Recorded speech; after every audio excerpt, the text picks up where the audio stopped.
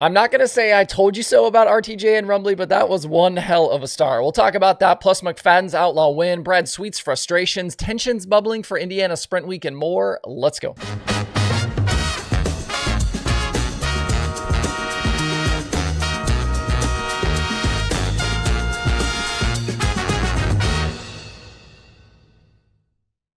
It's Thursday, July 25th. I'm Justin Fiedler. This is Dirt Tracker Daily presented by Kubota Genuine Parts.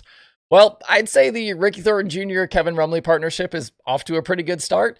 At Fairbury last night for the Flow Racing at Night in America show, kicking off the Prairie Dirt Classic week, Thornton went on an epic charge through the field, going 15th to 2nd before 10 to go.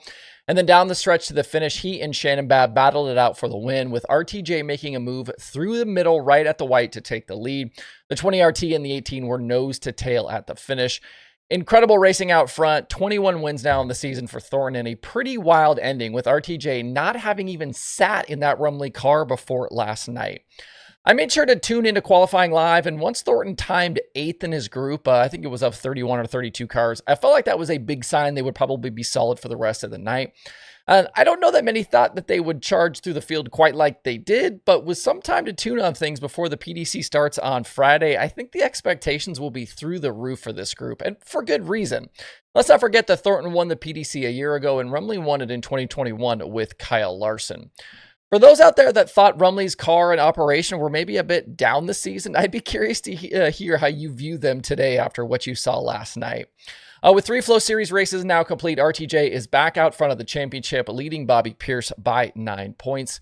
Pierce just missed out on the podium last night, finishing 4th behind Thornton, Babb, and Ryan Gustin.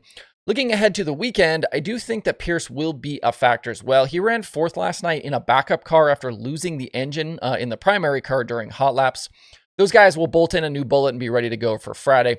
Last night as a whole was an interesting preview for the PDC, 65 cars in attendance. I certainly would expect that number to drop for Friday and Saturday. I was surprised at who didn't do well last night, and that included Hudson O'Neal, Brandon Shepard, and Tyler Erb. All 3 missed the main event.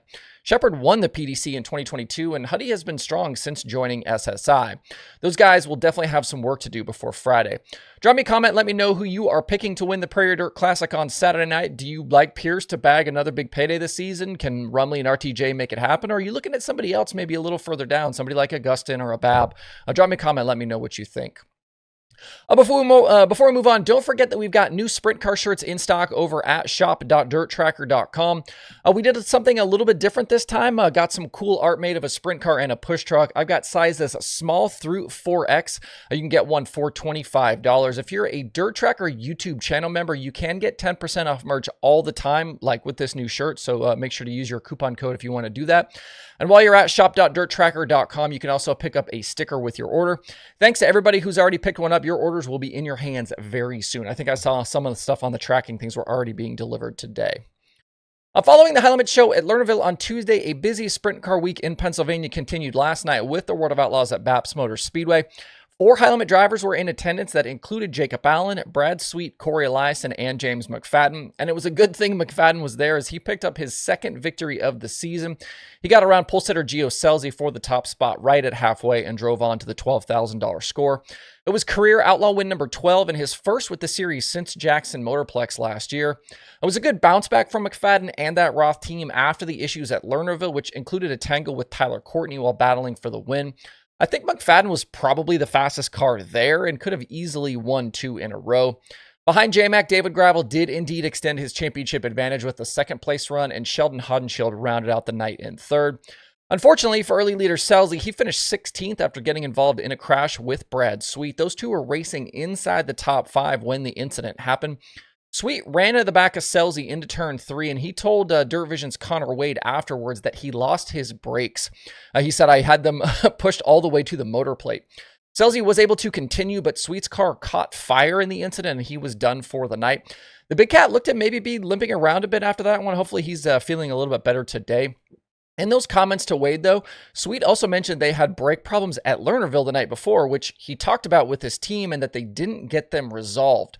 was a rare bit of public frustration for Sweden. Even though he's continued to extend his high limit championship lead, it seems as though maybe things are a bit tense with that KKR 49 group right now. Sweet did not make the feature for the Kings Royal last weekend and is winless since May 16th. That's a stretch of 20 races. It's his longest such winless streak since he went 31 straight without a victory in 2022. I was surprised he even made the trip to BAPS, but maybe they're hoping some extra races here will help them figure some things out with the Knoxville Nationals looming. Back to the Outlaw Championship battle. Gravel's lead headed to Williams Grove is now 78 over Donnie Schatz with the TSR 15 finishing 8th last night. Carson Macedo lost more ground as well. He needed a B-main transfer before going 22nd to 13th. He's now 120 points back. The Summer Nationals at the Grove are Friday and Saturday, and then the Outlaw teams will head to Weedsport on Sunday. Elsewhere last night, the Super DIRTRACKR series at Brockville was rained out. They are back in action August 12th at Brewerton. I believe they are working on a rescheduled date for Brockville as well. With the Southern Nationals late models, their terrible luck with the weather continues. They are already rained out tonight at Toccoa in Georgia. They will try again this weekend with stops coming up at North Georgia and Tazewell. Not a great run so far for the Southern Nationals. At Lincoln Park Speedway tomorrow night, Indiana Sprint Week gets going with the first of 7 races to come over a 9-day stretch. After Putnamville, they'll hit Kokomo, Lawrenceburg, Circle City, Terre Haute, Bloomington, and Hobstadt through August 3rd. Logan Seavey enters Sprint Week with 3 straight series wins, and he leads the season-long championship right now over Brady Bacon and CJ Leary. Bacon and Justin Grant are the past 2 Sprint Week champions, and Grant especially really needs a good week. He hasn't won since May 31st at Knoxville, and he's completely out of the championship fight right now, way down in 8th in the standings. Sprint Week, always a good time anyway, but it seems as though this bolt-on weight situation from Macon Speedway a few weeks ago continues to simmer under the surface, so we'll see if any of that drama shows itself over the next several nights. Lots of social media chatter and t-shirts and things happening right now with some of these teams. Other weekend open wheel action includes the Extreme Outlaw Midgets coming up at Arrowhead and Tulsa. Cannon McIntosh continues to lead that title by well over triple digits. Ryan Timms and Chase McDermott in tow. The NARC season continues out in California with a Saturday stop at the Back from the Dead Santa Maria Speedway. Justin Sanders holds a slight 3-point lead over Cole Macedo at the moment there. There's a lot of other winged sprint car action as well that includes the IRA, the AFCS, MSTS, Power, and a whole lot more. So plenty of winged sprint car action to come this weekend. All right, we'll call that good for today and for the week. Make sure to hit that subscribe button on YouTube or the podcast places. We are inching ever closer to that goal of 40,000 YouTube subscribers by year's end. You can find the streaming schedule and a whole lot more as well over at DIRTRACKR.com. Hope you guys have a great Thursday out there. We'll see you right back here on Sunday.